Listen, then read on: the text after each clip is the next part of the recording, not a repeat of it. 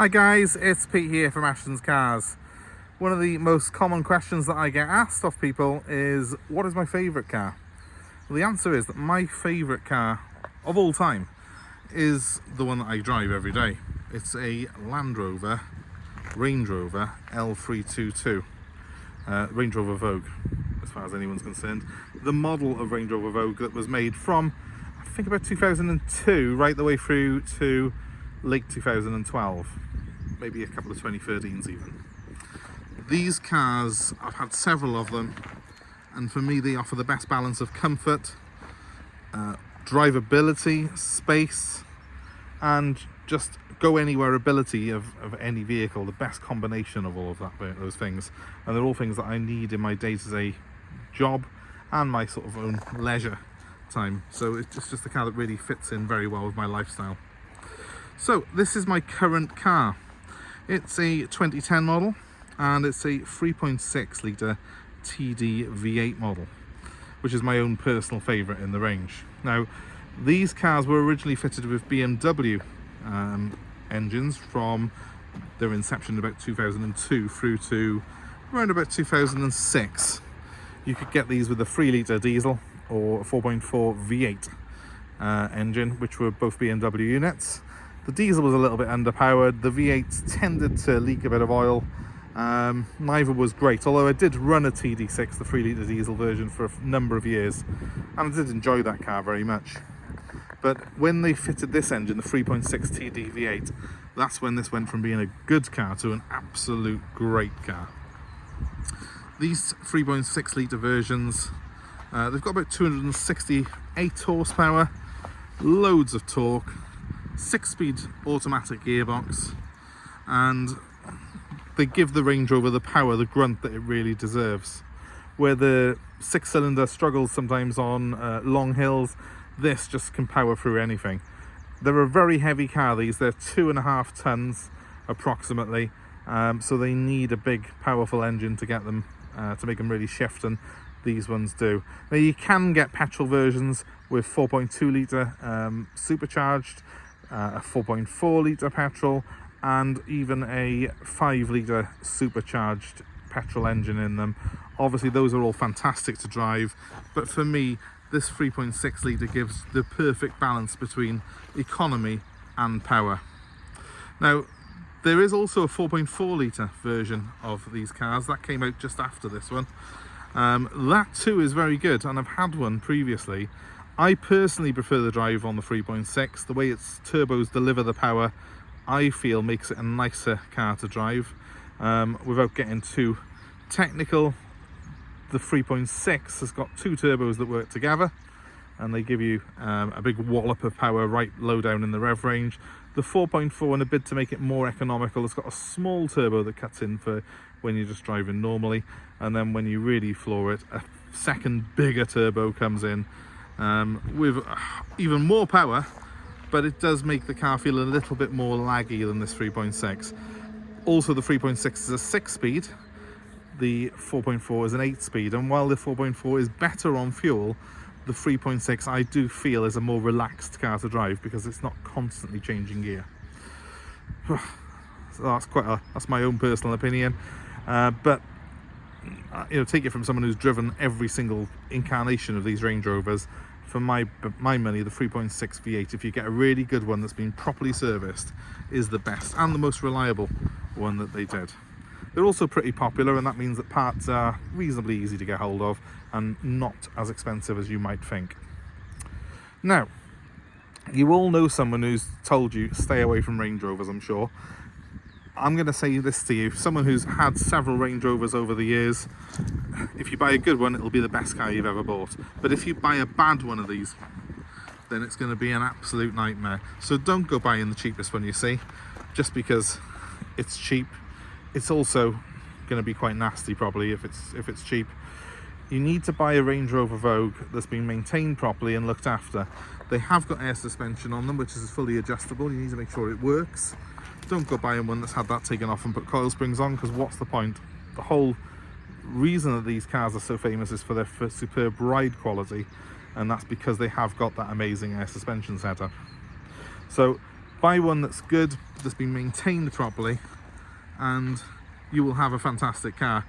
They're not a car though that you can run on a shoestring. You need to always keep a grand or two away a year for maintenance on these babies, because turbos are expensive if they go, air suspension can be expensive, and even things like tires. You don't want to be running a car like this on remold or budget tires. It needs to be on good quality rubber all round, and that doesn't come cheap.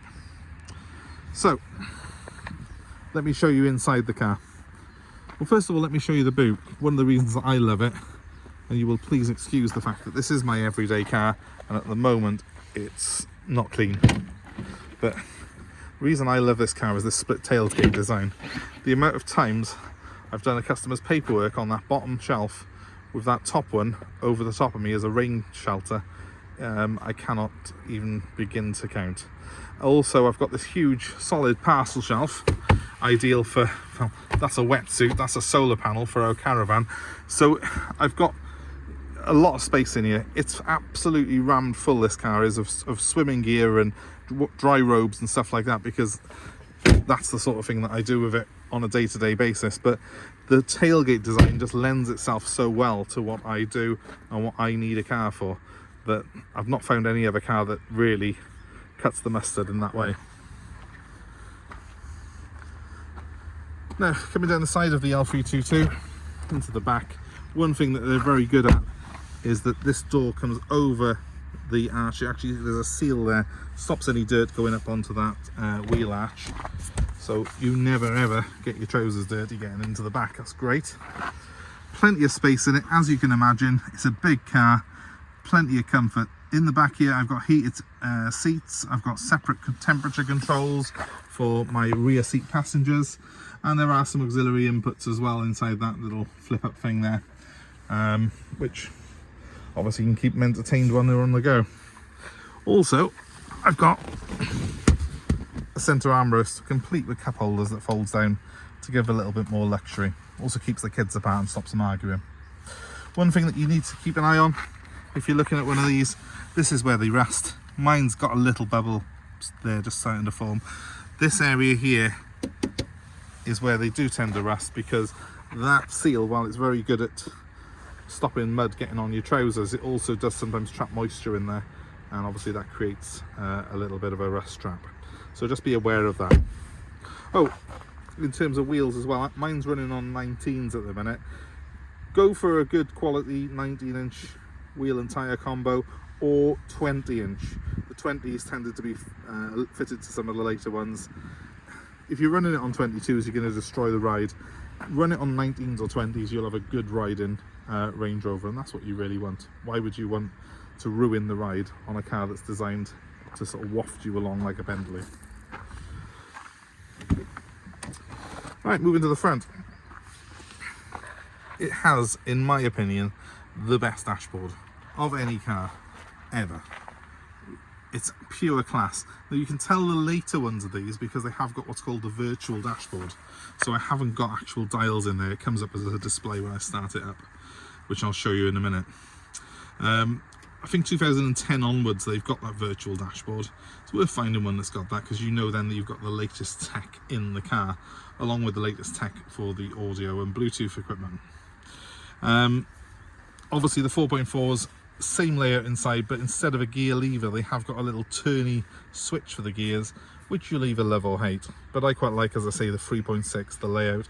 I've got the latest tech, but I've got the conventional 6-speed automatic. For me, this model was a sweet spot in the range. It's got the best of everything. The seats are fully electric. They've got memory settings on them. They move every which way you can imagine, and even the lumbar support is electric, as is the steering column. So I've no shortage of different positions. I can put these seats and the wheel in to get absolutely as comfortable as you can be, whether you be 6'8" or 4'2". You will get comfy behind the wheel of this. Famously, the Queen used to have one. She was only a short lady herself, and she drove an L322, as I'm sure some of you may be aware. So let's hop aboard. And currently I've got the suspension in the conventional setting. It has got 3 different settings. I have got a switch by here where I can kneel that suspension down if I want to, and that's very handy if I'm getting elderly relatives into the car. I have got side steps on it though, so I find it quite easy to hop aboard just in the normal setting. So what have we got? Well, what haven't we got? The car's got a really high quality audio system with Logic 7 Dolby surround sound. I've got navigation. I've even got a digital TV in this car. I'm going to start it up for you now so you can hopefully hear it run.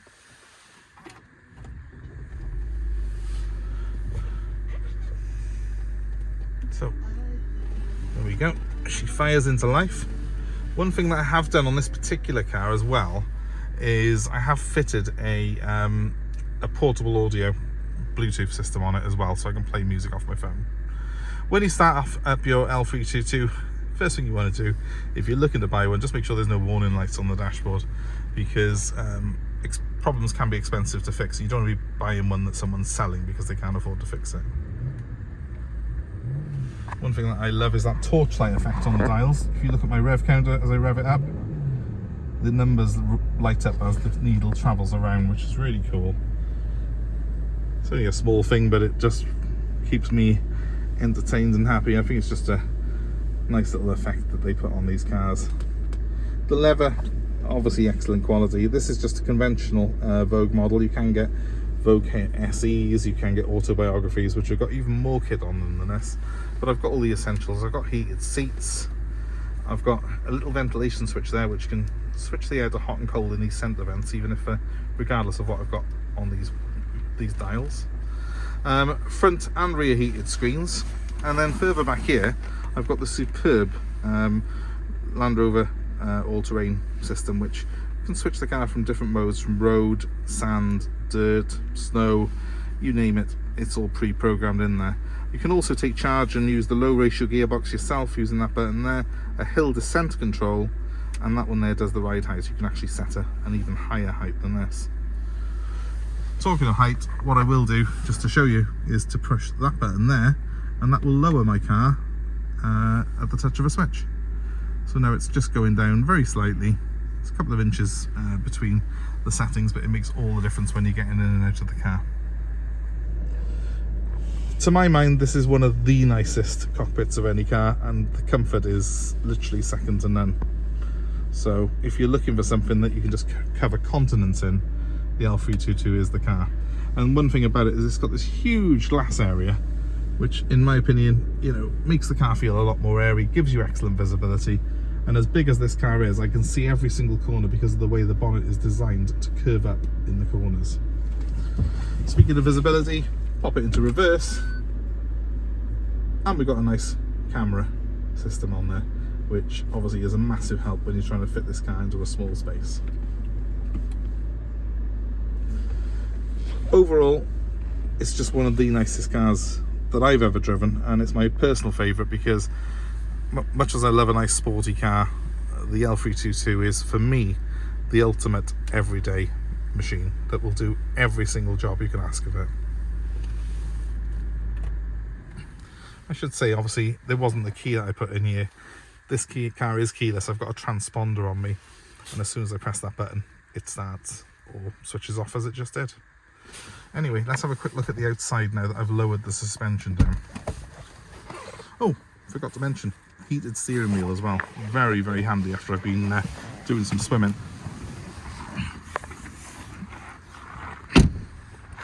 Okay, so you may notice that it is slightly lower in stance than before. That's because the air suspension is now down. And please do check that the air suspension works if you're looking to buy one of these. Don't be afraid to have a try of it. If it pops up lights, it means that at the very least you've got a sensor down on the ride height. At the very greatest, it could mean that the car has an airbag with a leak on it, or even a compressor fault. And all of those things can be very costly. You don't want to be buying one of these cars and then finding out that you're having to go around fixing someone else's mistakes. But buy a good one, and like me, you'll get hooked. This is about my 5th L322. I just keep on. If I sell one, which inevitably I end up getting tempted by someone who wants it. Every time I end up selling one, I end up having to go out and buy another one because I just can't find any other car that I like. And while the L405, the car that replaced this, is lovely, they're a lot more expensive still at the moment, and to me they still don't feel quite as special as this L322 model. It's got a real classy feel about it and a classy look. So I hope it's been of interest to you anyway, showing you this particular car. My top tips are: make sure you get one that's been serviced, make sure there's no warning lights, make sure the air suspension works, and also make sure, I would say, you get a nice metallic like this, nice metallic colour. I've had them before in metallic red, I've had the metallic green, which is very, very classy indeed, as seen with Jeremy Clarkson on Clarkson's Farm, and Harry Metcalf has one in metallic green as well. I had one in that colour. I think even the Queen's one was metallic green. This particular colour is something sand, Idaho sand. Very nice sort of metallic silver it's classed as. It's not your standard sort of bog standard silver or black, and I think that it does make a big difference on the appeal of these cars if you get one that's like this. Don't buy one with big spinning rims on it. Don't buy one that's had all the glass tinted ridiculously. I have got tinted glass in this car, but it's a factory tint. It's not crazy, it's completely legal. Make sure you buy one that's as such. You want to be looking as if you're old money in your L322, not the local drug dealer. Apart from that, find a good one and you will love it. So my number, if you are interested in any of the cars we have in stock here, is 07932 873 646. Feel free to give me a ring if you're looking for an L322. I can source these cars for you if you are looking for one. And of course, please give us a like, a share, and subscribe to our channel for more car buying advice, more cars that we have for sale, and just general chat on cars. Please comment below and let me know your own experiences with L322s. Have you had one? Was it a good car? Was it a bad one? I'm sure there's some horror stories out there, but hopefully we'll also hear from some other owners like myself who just fell in love with this particular car, because in my opinion it's one of the greatest of all time. Thanks for watching, guys. Goodbye for now.